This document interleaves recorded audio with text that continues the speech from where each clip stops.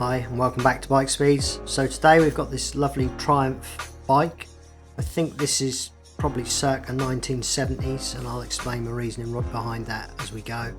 We're going to be doing headset bearings, bottom bracket bearings, pedal bearings, wheel bearings, full detailing, cables, changing the saddle, chain, setting up, everything on this bike, and we'll talk you the way through as we go.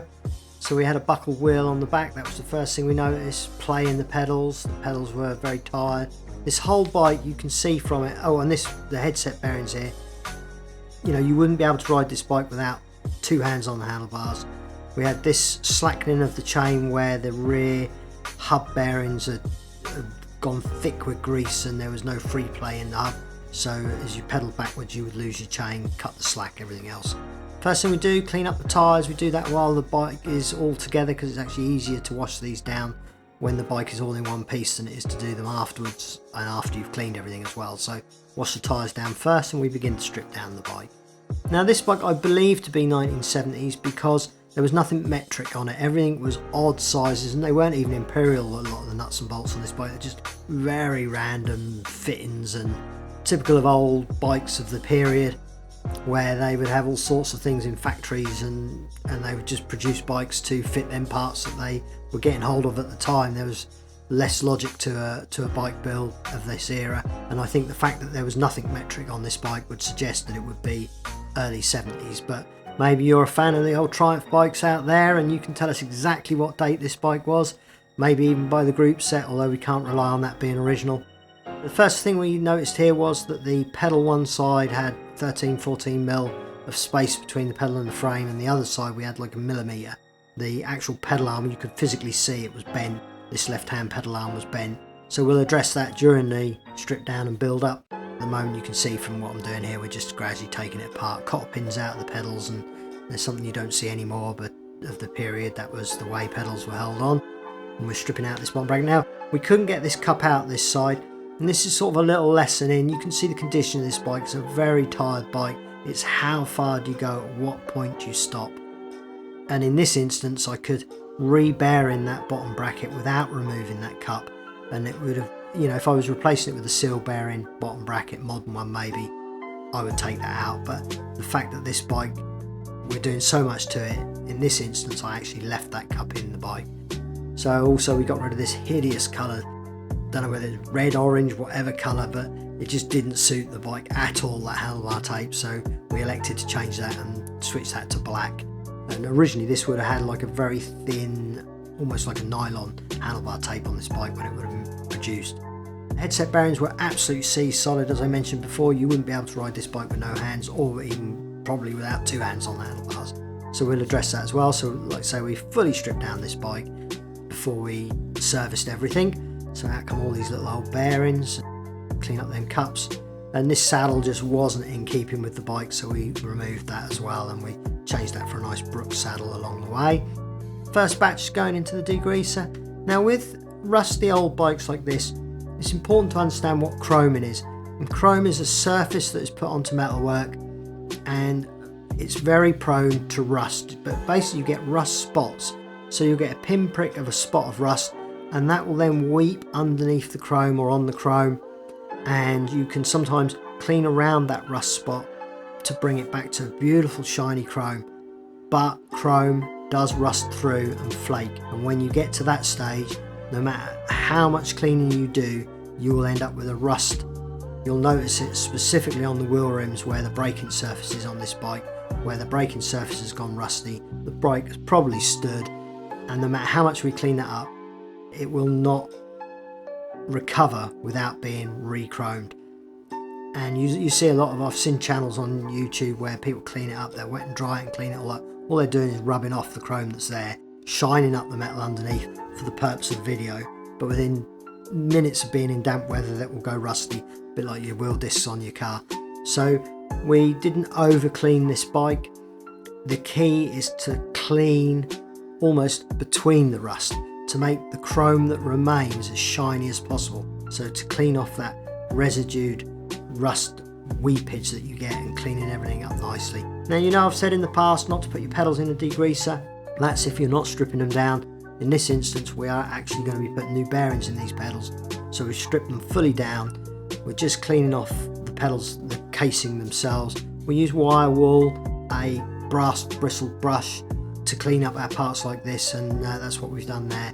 And then we've got some nice fresh grease in there. This Shimano grease is lovely grease for bearing work.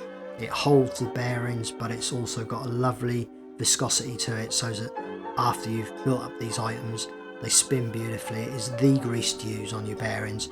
So whenever you get bearing race like this, you usually get an odd number of bearings, because you'll have one rolling clockwise, which will rub against the next bearing, which will be rolling anti-clockwise, the next bearing along clockwise. So you always get, in a race like this, in general, there's always exceptions to the rule, but in general, you get an odd amount of bearings. So that's always a consideration when you're building something up. You're not quite sure maybe how many bearings you took out. Generally it's an odd amount. So when you're putting your bearings back in, check that out. Measure your bearings, just make sure you've got the right size, because that can vary on, you can get away with putting a different size bearing in, and then you end up with an even amount, and then it doesn't run, or they wear very quickly. So make sure you get the right size bearings and the right number of bearings in any bearing work that you're doing. So now we're just cleaning up and rebuilding this rear derailleur. It's quite an early one, this. I think it is a Shimano Tawny, but it's a very early one. Yeah, I mean, again, these parts, they clean up beautifully, and once you clean, lubricate them, they're absolutely serviceable. Although they may look old, as in the case of this, in terms of mileage, this bike, when it leaves us, is absolutely ready to ride for hundreds of miles. And it's a great legacy to a manufacturer like Triumph, that a bike like this can sustain this amount of wear and deterioration and be brought back to a bike that is fully capable of doing hundreds of miles again, just with a good service and detail. Which again, everything, threads here for the adjuster. I'm just putting copper slip on those so that stops them sticking and seizing in the future. It's future proofing the bike for its regular day-to-day servicing.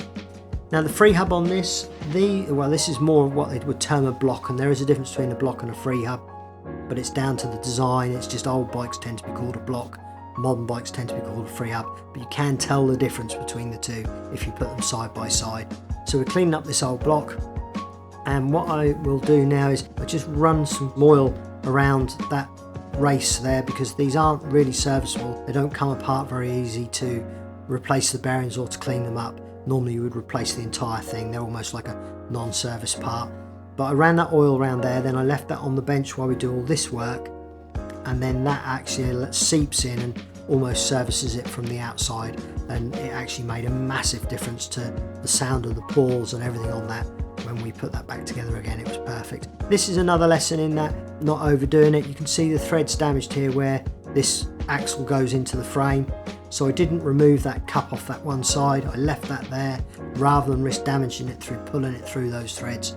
So we left that in, which is similar to the bottom bracket cup, where sometimes, especially with an old bike like this, you can't quite get it fully apart. So we clean everything up here, all the cups and everything into the ultrasonic cleaner. Now you can see in the centre of that hub, where I'm now putting that rag, as you see the other side, there's all this beautiful red, much redder grease there. That's where someone at some point said, oh, I've serviced your bearings. There's actually a hole in the centre of this hub that you can squeeze grease into.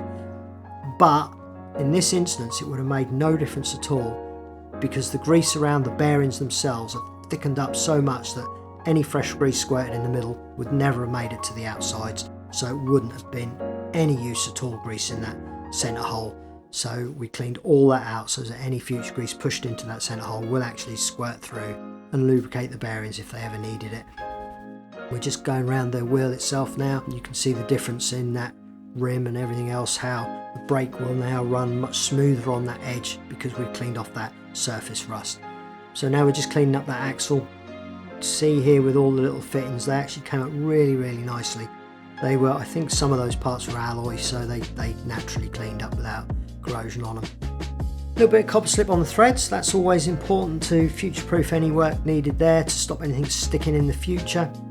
And this was a lovely axle because it had a little ridge on the inside that meant one side you just did up, you didn't have to adjust against itself. All the adjustment was done from one side on this, which was nice. So again, fresh wheel bearings in the fresh grease, cover back on, then we put the axle back in after this, and the wheel spun beautifully after we'd finished doing all this. It was really nice. Then one thing which for some reason we didn't show whilst making this video, we actually then trued this wheel in the wheel stand to get it so that it wasn't rubbing the brakes, and the wheel actually recovered. I wasn't sure, sometimes with these old steel rims you can't always true them up, but in this instance we managed to true this wheel up beautifully and it absolutely went together. It was, yeah, it's a lovely wheel actually. You know, as is often the case with these old wheels, they're bulletproof, you know, they are strong old wheels. So next we moved to this headset bearing and cleaned up the threads on the top of the steerer tube there with a wire brush and greased those, and then on go our headset bearings here. Often these are races, but in this instance it was loose bearings.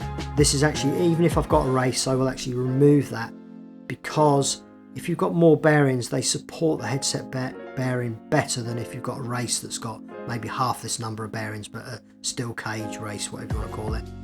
I do like to actually discard those anyway and put in bearings like this. So this worked for me anyway, even if it was the way it originally was, that's the way I would have refitted it anyway.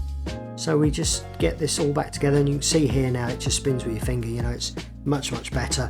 You would be able to ride this bike with no hands. It wouldn't tramway in direction itself as you were riding along. You wouldn't constantly be making little adjustments for the way it wasn't running smoothly.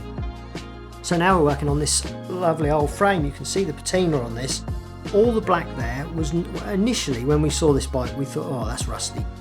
But actually it wasn't. What's happened is the red paint has got so dry that it's begun to flake away, and the black underneath is a layer of paint under the red. I don't believe this bike's ever been resprayed. I think this is the original paint, but it's just deteriorated. Now normally we would maybe measure the thickness of this paint.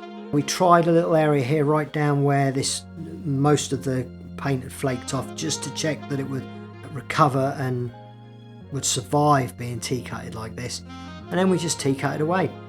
We never measured any of the paint, we just did it through experience and test, and I mean at the end of the day, if any of this red flaked off, it wouldn't really make an awful lot of difference to this bike.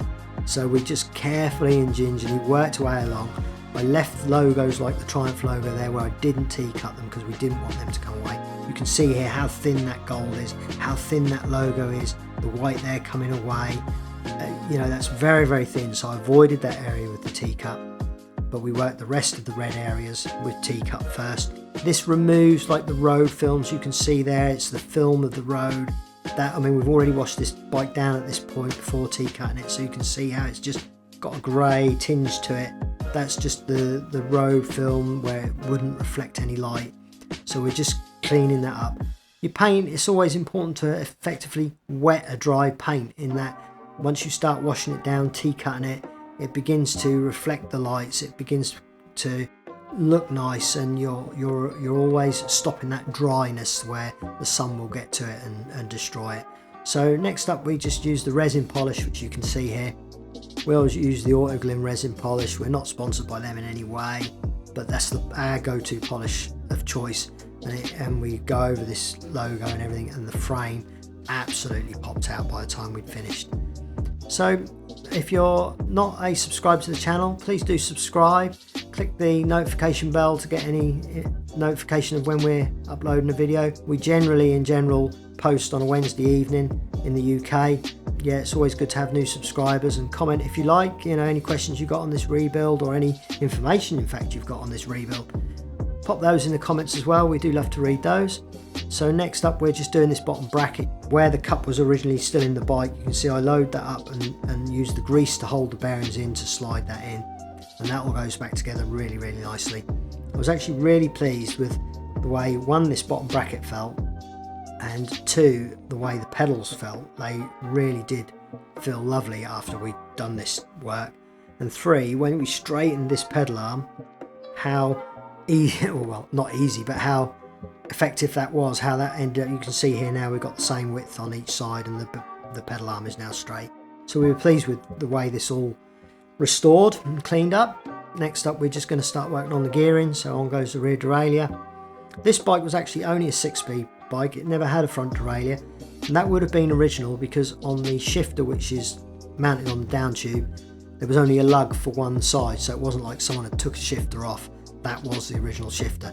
So this was originally a 6-speed bike, so this is more of a sort of a touring town type racing bike rather than an ultimate racer, and it's a good touring bike. We also angled down those handlebars because they were stuck up in the air. I suppose that would have made it possibly more comfortable to use, but it looked awful, so we adjusted that before we put the rest of the bike together. This is that shifter I mentioned where it's only got a lug one side. On go those brakes, and even these brakes, when we first got the bike here, you pull the brake lever here and the cable you would see would sort of spring out of the top of that lever, where the cable was sort of corroded and deteriorated in its outer, so the brakes weren't very good. In fact, we did actually ride this bike up the road, and it was a comment we made was how bad the brakes were. You couldn't stop the bike at all, where now you can. Now you can see that is now freewheeling backwards. You haven't got that chain slack where it was dropping, because that hub now, that oil has worked in, and with the new bearings in the hubs and everything, that's now as it should be. So that's a good sign, a good positive move forwards as we're rebuilding. Now this bike, we actually recorded this video over 3 days, and that gives you an idea of the length of time work like this can do.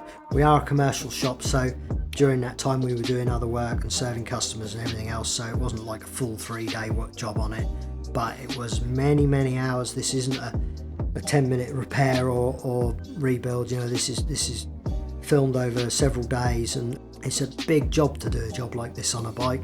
You know, if you're not confident at all in what you're doing, then it may take you a little longer with some research, but this bike can all, you know, this work can all be done. And the cost of this in terms of parts, all we had was cables, chain, bearings, and we've restored a bike that was absolutely unrideable really into a bike that is now sound and ready to go. This was the only part of the bike that I was almost ashamed of, was using a tie wrap there to hold the cable.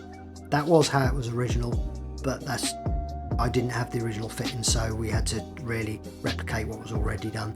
Now with this hood here, you can see I just covered that initially before putting the bar tape on to get a nice square edge where that hood is missing on that brake.